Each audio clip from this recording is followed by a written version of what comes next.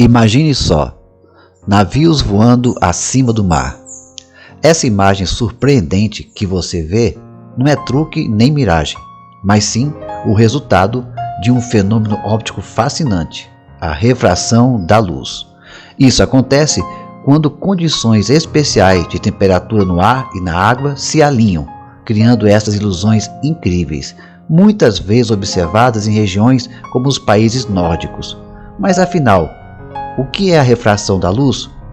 Vamos desvendar esse mistério? Então, siga nossa aula.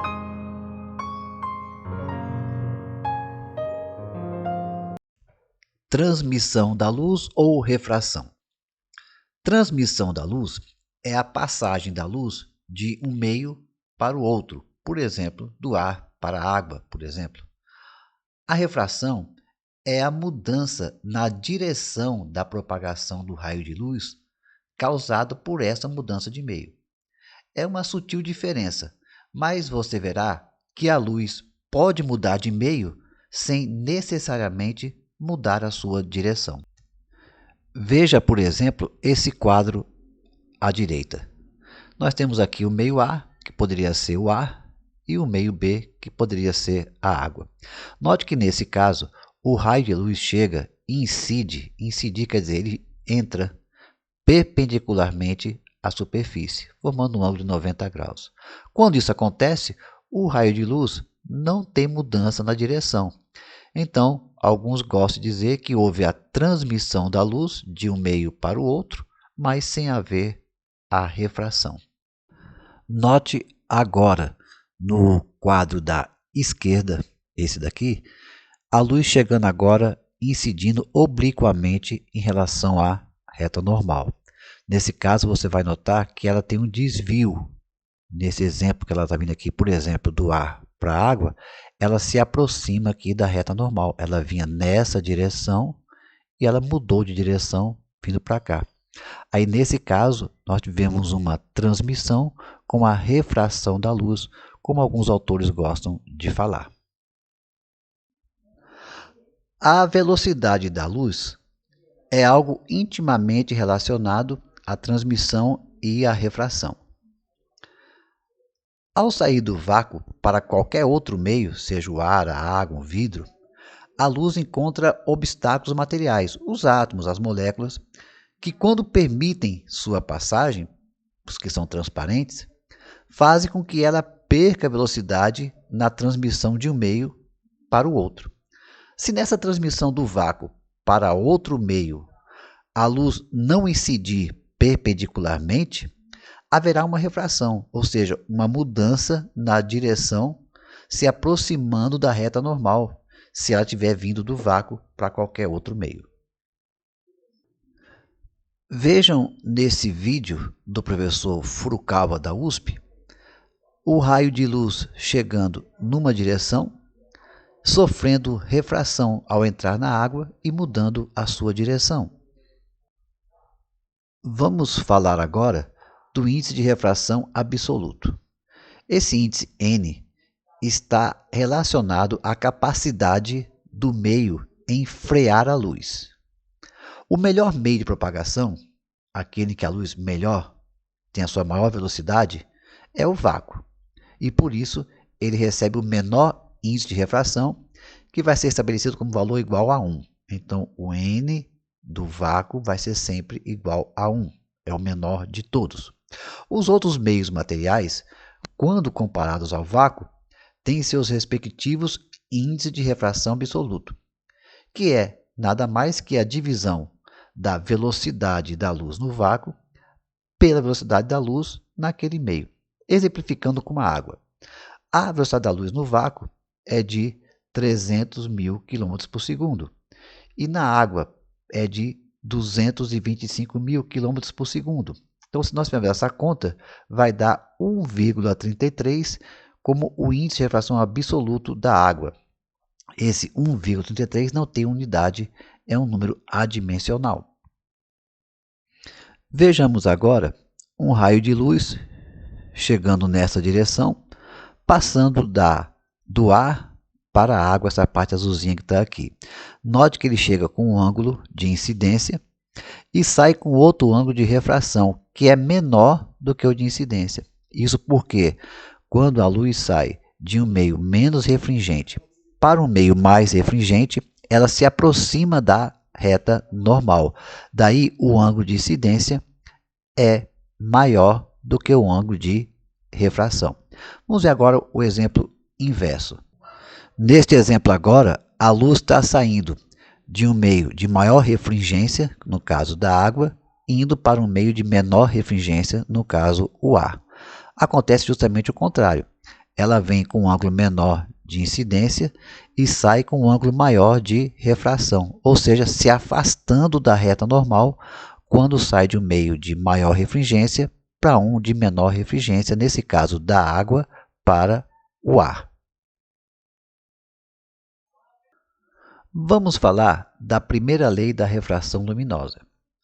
É bem simples. Diz apenas que esse raio incidente que chega, a reta normal, que é perpendicular ao meio de separação, e o raio refratado, aquele que sai, são todos coplanares. Simplesmente dizem que todos estão num único plano. A segunda lei da refração luminosa, também chamada de lei de Snell-Descartes, ela diz o seguinte, que o seno do ângulo de incidência, da onde a luz está vindo, dividido pelo seno de ângulo de refração, para onde ela foi, é igual ao índice de refração para onde a luz foi, dividido pelo índice de refração da onde a luz veio, no caso do meio 1. E é igual à velocidade do meio da onde a luz veio, dividido pela velocidade da luz para onde a luz foi, tá certo? Então, note que o seno do ângulo de incidência dividido pelo seno do ângulo de refração é igual ao índice do meio 2 para onde a luz foi, dividido pelo índice do meio 1 da onde a luz veio, tá certo? Essa é a lei de Snell que vamos usar bastante nos exercícios mais adiante. A lei de Snell vai nos ajudar a entender um interessante fenômeno da física chamado reflexão total. E para isso nós vamos recorrer novamente àquele excelente vídeo do professor Furukawa da USP. Vamos aqui colocar um frame desse vídeo. Neste vídeo nós vimos, para exemplificar a refração da luz, a luz chegando numa direção e refratando em outra direção. Mas queremos notar o seguinte agora. Note que uma parte da luz não foi refratada. Ela incidiu aqui na superfície e sofreu reflexão, como se fosse um espelho. Então, parte da luz passou para o outro meio, sofreu refração, mas uma parte dela refletiu na superfície e sofreu a reflexão, como se fosse um espelho plano normal aqui nesse caso. E isso explica porque quando você olha para o seu rosto numa piscina, você enxerga o seu reflexo na água, na superfície da piscina. Isso é devido à reflexão da luz, essa luz que refletiu na superfície e voltou para os seus olhos. Mas também você enxerga o fundo da piscina, e isso prova então que a luz penetrou na água e sofreu refração. Então, essas duas coisas ocorrem ao mesmo tempo, a refração e a reflexão. Isso vai nos ajudar a entender a introdução desse assunto da reflexão total da luz. Você deve lembrar que nós havíamos visto que quando a luz sai de um meio mais refringente, como a água, e vai para um meio menos refringente, como o ar, ela, ao invés de se aproximar da normal, ela vai se afastando da normal. Então, veja que o ângulo de incidência é menor do que o ângulo de refração. Quando ela sai, por exemplo, da água, um meio mais refringente, para o ar, um meio menos refringente, ela se afasta cada vez mais da normal. Então, o que aconteceria se eu continuasse baixando o ângulo aqui, aumentando esse ângulo de incidência?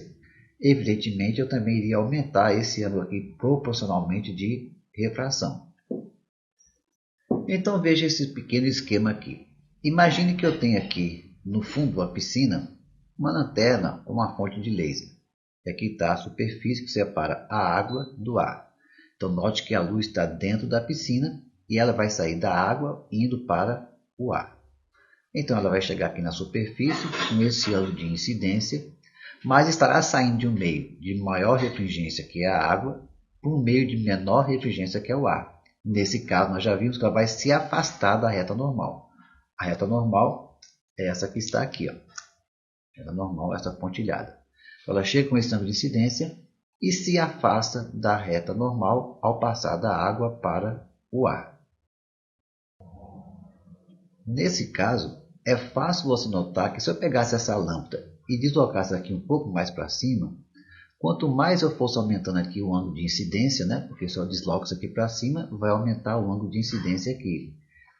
O ângulo de refração também vai aumentar e vai cada vez mais se aproximar aqui da reta que separa a água do ar, né? Então, se esse aqui for subindo, esse aqui vai aumentando a incidência, essa reta aqui vai baixando e vai ficar cada vez mais próxima da superfície.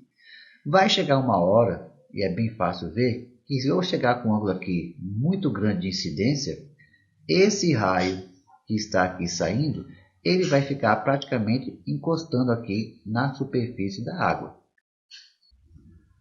Mas nós temos que lembrar, lá do vídeo do professor Furukawa, que uma parte da luz que chegou aqui nesse meio, ele passou lá para o ar. Mas uma parte sempre é refletida. Então, uma parte da luz que saiu da piscina volta para dentro da piscina. Então, desenhando aqui isso que eu acabei de falar, supondo que eu desloquei um pouquinho mais a fonte de luz aqui para cima. E o ângulo de incidência agora vai ficar maior, atingindo aquela condição de que o raio de luz agora vai sair perpendicular à reta normal, ou seja, na superfície de divisão entre a água e o ar. Ou seja, o raio de luz não passa mais da água para o ar, mas fica aqui exatamente na superfície. Quando isso acontece, esse ângulo de incidência é chamado de limite. É o limite onde não vai mais acontecer a refração. Por quê? Ele vai se afastar tanto da normal e vai ficar aqui na superfície de divisão entre a água e o ar. Repetindo, então esse ângulo de incidência, chamado de ângulo limite, é até onde é possível o raio de luz passar da água para o ar. Daqui em diante, ele não vai mais sair de dentro da água, vai ficar aqui rente à superfície. Agora vamos pegar então um raio acima do ângulo limite, né? Esse amarelo aqui, ó. Ele vai chegar agora acima do ângulo limite, que é o verde. Nesse caso, ele vai se afastar tanto da normal que ele vai sofrer o fenômeno chamado reflexão total, ou seja, todo o raio é refletido de volta para a água. Isso é chamado de reflexão total. E nós podemos calcular qual é o valor desse ângulo limite. E aqui está a lei de Snell. Seno de I sobre seno de R é igual a N2 sobre N1. Aplicando aqui para o nosso exemplo, então o seno do ângulo de incidência dividido sobre o seno do ângulo da refração é igual ao índice de refração para onde a luz vai, que nesse caso agora é o ar, ela está saindo da água para o ar, então ela vai para o ar, dividido pelo índice de refração da água, da onde ela vem. Substituindo com os valores do nosso exemplo, então quem seria aqui o seno do ângulo de incidência? É justamente esse raio verde, o ângulo limite, né? Aquele limite que o raio não vai mais passar da água para o ar, vai ser aqui rente à superfície. Esse raio verde é esse ângulo I, que é o ângulo limite. Eu vou trocar a letra I pela letra L, ângulo limite. Então, ao invés de seno de I, eu vou escrever o seno do ângulo limite, que é esse aqui, a mesma coisa. Dividido pelo seno do ângulo refratado. Olha, no limite, o ângulo refratado sai rente à superfície, esse raio verde aqui mais grosso, que forma 90 graus aqui com a reta normal. Então, perpendicular a 90 graus sai aqui. Então, esse seno de R vai ser o seno de 90 graus. Sobre o índice de refração para onde o raio iria, né, para onde ele vai, que é o índice do ar, no caso é 1, e o índice da água, que nós vamos usar aquilo que nós já calculamos aqui, 1,33. Só para recordar. Vamos usar o índice do ar igual a 1, porque ele é muito próximo do vácuo. Não é igual, mas é muito próximo. Então, já que o índice do vácuo é 1, vamos usar o do ar também igual a 1.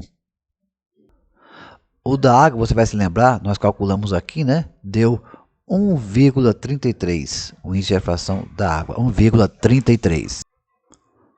Daí nós vamos ter aqui o seno de L multiplicado por 1,33 é igual ao seno de 90 graus vezes 1. Então, isso fica seno de L vezes 1,33 é igual ao seno de 90. Opa, você lembra o seno de 90 graus do ensino fundamental? Seno de 90 graus vale 1, tá certo? Então, aqui seno de 90 graus, colocamos 1 vezes 1. Então, vamos ficar com a seguinte conta. Vamos ficar que seno de L é igual a 1 vezes 1 é 1 mesmo. E esse aqui está multiplicando, passa aqui para baixo dividindo. Então, seno do ângulo limite é 1 dividido por 1,33. E 1 dividido por 1,33 vai dar 0,7518. Com isso, eu achei que o seno do ângulo limite é igual a 0,7518. Mas eu não quero o seno, eu quero saber qual é esse ângulo, quantos graus é o ângulo limite para acontecer a reflexão total. Então, eu digo que o ângulo limite que eu estou procurando é o arco quer dizer, o ângulo, cujo seno vale 0,7518. Aí eu vou recorrer a uma calculadora científica, pode ser no celular mesmo, e vou colocar aqui, eu tenho o seno igual a 0,7518. Quero achar o ângulo. Então, vou aqui para trigonometria. Veja, eu já tenho o seno, eu quero achar qual é o ângulo que resulta nesse seno 0,7518. Então, eu aperto função inversa ou segunda função, e agora eu aperto ó, aqui é o inverso. Eu agora já tenho o seno e quero achar o ângulo. Então, por isso que eu aperto aqui, ele me entrega aqui, ó, 48,7 graus é o ângulo que tem o seno igual a 0,7518. E aqui está o ângulo limite que nós encontramos para esse caso, né? Do raio saindo da água para o ar. Então, acima de 48,7 graus, desse ângulo verde para cima aqui, ó, desse verdinho para cima, todo o raio que entrar aqui vai sofrer a reflexão total. Agora, o interessante é que isso tem uma aplicação muito grande na vida da gente. Antes, porém, só vendo aqui de forma mais organizada aquela conta que nós fizemos, né? N1 seno de L igual a N2 seno de 90, seno de 90 é 1, então o seno do ângulo limite dá pela fórmula N2 sobre N1. O índice para onde a luz vai sobre o índice para onde a luz vem, né? Sempre lembrando que para haver reflexão total, a luz tem que vir de um sistema mais refringente e ir para um menos refringente. Tipo assim, da água para o ar ou do vidro para o ar. Sempre de um maior para um índice menor. E aí chegamos a esse resultado aqui, 48,7 graus, por exemplo aqui, da água para o ar que nós utilizamos. Como eu tinha dito, isso tem uma aplicação interessante para nós. Vamos ver qual é. Uma dessas aplicações bem interessante são os cabos de fibra ótica. Aí tem uma foto de um cabo submarino de fibra ótica ligando um continente a outro. Bom, vamos explicar então rapidamente esse funcionamento da fibra ótica. Aqui nós temos um esquemazinho de uma fibra ótica. Você lembra que a reflexão total vai acontecer quando a luz sair de um meio de maior refringência para um meio de menor refringência. Nós fizemos agora há pouco o exemplo da luz saindo da água para o ar. encontramos 48,7 graus como ângulo limite. Nesse caso aqui de uma fibra ótica, está aqui um exemplo dela, um esquema, nós temos aqui um núcleo, é dentro desse núcleo aqui, ó, que a luz vai sofrer a reflexão total, ficando sempre refletindo nas paredes, sem nunca escapar de dentro desse buraquinho aqui, desse núcleo. Esse núcleo, que é essa região aqui, ele é feito de um material que precisa ser de maior refringência do que o material que está aqui em volta. Então, você tem um núcleo que tem que ser de um índice de refração maior do que o da casca em volta do núcleo. Tá vendo aqui a casca? Ó? Então, a casca em volta do núcleo tem que ter um índice de refração menor do que o próprio núcleo, aonde a luz vai ficar aqui dentro refletindo sem escapar. Essa parte verde aqui é só uma capa protetora. Então, dentro do núcleo, como fosse dentro da piscina, a água vai ficar, o raio de luz vai ficar preso, se refletindo ali indefinidamente num fenômeno de reflexão total, que serve para transmitir impulsos, né, digitais, que pode transmitir depois de decodificados, som, imagem, tudo que você tem hoje na internet, tá certo? Vamos ver aqui alguns exemplos interessantes. Vamos ver aqui o outro exemplo, usando o vídeo do professor Furukawa, agora sobre a reflexão total. Você vai notar que aqui tem um material de índice de refração maior do que o ar que está aqui em volta. Ele vai colocar um laser num ângulo acima do ângulo limite e você vai ver ocorrer aqui a reflexão total dentro desse material. Veja um pedacinho aqui do vídeo.